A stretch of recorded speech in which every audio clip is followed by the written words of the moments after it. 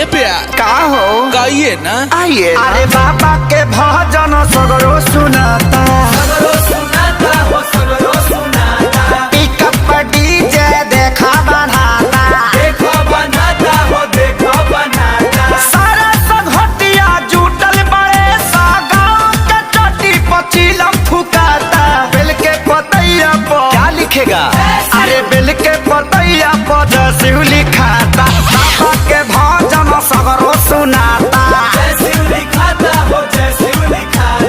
ए प्यास होई लेडीज बम चुपचाप बड़ी शांति से बैठल बालो लागता के थक हरल बा। हाँ हाँ आवलो एक ठोकरा वो मार ली जा। ए बम सुना है एक वही है और उसी का सच्चा दरबार है। आप जैसे कवरियन को तो गांजा पीने में ही बहार है। बिना खींचा ले चिलम बोलेंगे क्या बोलोगी क्या सुनोगी बिना खींचा ले चिलम बोलेंगे डर मत बोला।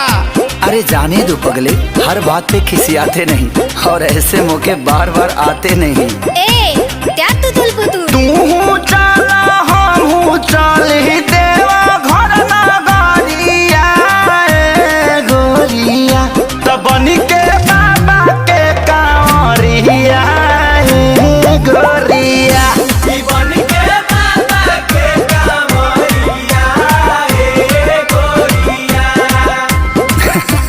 थोड़ा बुरा हो थोड़ा अच्छा हूँ जैसा भी हूँ महादेव तेरा ही तो बच्चा हूँ कि चार ओरी लौके गेरुआ रंग मन हरसायो जी कि बड़ी भाग से सवानावा है आयो जी करिया करिया में घबुनी बरसायो जी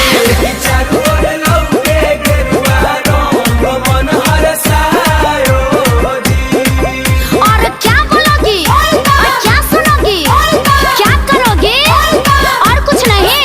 अरे चलत पौआ में पड़ गइल छाला अरे तनिका दया कई दिए बाबा डमरू वाला आज तनिका दया कई दिए बाबा डमरू वाला। अरे अखिल सिखे सारी के दहवा भरोसा अरे नाम लायर भंगिया के पार करे है सब कोसा अरे नाम लायर भंगिया के पार करी है सब कोसा। और क्या बोलेगा क्या सुनेगा क्या बोलेगा और कुछ नहीं बोला बम बोला तो रहा। presented by Adi Shakti Films।